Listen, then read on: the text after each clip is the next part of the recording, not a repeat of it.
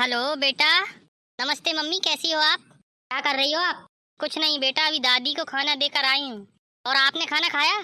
नहीं बेटा, तेरे पापा अभी बाहर गए हैं, वो आ जाएंगे तो हम साथ में मिलकर खाना खाएंगे। और तुमने खाना बना लिया? जल्दी फ्री हो गई तुम। बेटा क्या हुआ, कोई बात हो गई क्या? कोई झगड़ा मगड़ा हो गया क्या? अब क्या बताऊँ मम्मी, झगड़ा तो रोज का होता है। मम्मी मेरा तो इस घर से मन उठ गया है, मन करता है आपके पास आ जाओ। बेटा हुआ क्या है, किससे झगड़ा हुआ तेरा? मम्मी वो चुड़ैल सास जो मुझसे लड़ती रहती है। मम्मी मैं आपके साथ भी रहती थी, घर का काम करती थी ना। हाँ बेटा तू काम करती थी, किसने बोला तू काम नहीं करती? मम्मी वो चुड़ैल सास मुझे ताने देती है, बोलती है कुछ नहीं आता तुझे। बोलती है तेरी माँ ने तुझे कुछ सिखाया नहीं और मेरे घर भेज दिया। मम्मी ये सास तो मुझे पूरे दिन परेशान करती है। मम्मी आप मुझे अपने पास बुला लो, नहीं तो मैं कुएं में कूद कर अपनी जान दे दूंगी। बहुत परेशान हो गई हूँ मैं। बेटा तू ऐसा कुछ नहीं करना, मरेंगे तेरे दुश्मन। मुझे ये समझ नहीं आता, तेरी सास तुझे परेशान करती है और दामाद जी तेरा बिल्कुल साथ नहीं देते। अपनी माँ से बोले क्यों परेशान कर रही हो बहू को?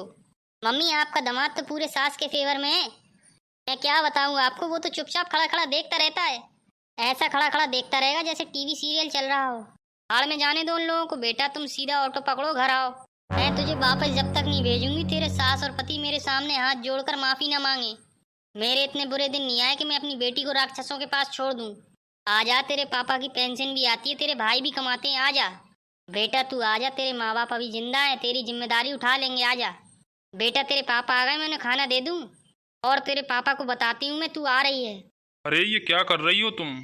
पागल हो गई हो क्या तुम? अभी 10 दिन पहले ही तुम्हारी बेटी गई है ससुराल। ऐसे तुम अपनी बेटी का घर बर्बाद कर दोगी। अरे रूबी के पापा, रूबी की सास रूबी को बहुत परेशान कर रही है। हमारी बेटी उस घर में बहुत दुखी है। हमारा दामाद भी हमारी बेटी का साथ नहीं दे रहा है। अभी रूबी का फोन आया था, रो रही थी बेचारी। बोल रही थी अगर आप मुझे बुलाओगी नहीं तो मैं कुएं में कूद कर अपनी जान दे दूंगी।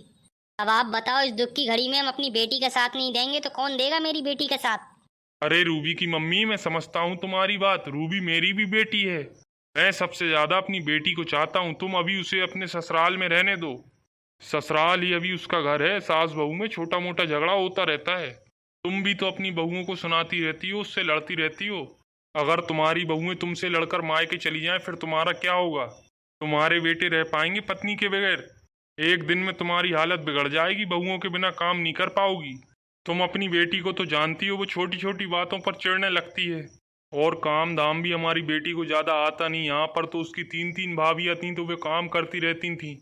वहाँ पर उसे काम करना पड़ रहा है और काम उसे आता नहीं। काम के चक्कर में सास सुनाती होगी उसे। वो बेचारे दामाद जी किसका पक्ष लें? माँ की तरफ बोलें तो बीवी रूठ जाए, बीवी की तरफ बोलें तो माँ रूठ जाए। वो खुद बेचारे परेशान होते होंगे सास बहू के झगड़े से। एक बात बताओ, तुम बहुओं से लड़ती हो तो तुम्हारे बेटे बहुओं का पक्ष लेते हैं क्या? और फिर रूबी का पति अपनी माँ के खिलाफ जाकर कैसे पक्ष लेगा? मेरी मानो तो रूबी को अभी वहाँ कुछ दिन रहने दो। तुम्हें पता है हमारा दामाद बहुत अच्छा है, बहुत चाहता है हमारी बेटी को।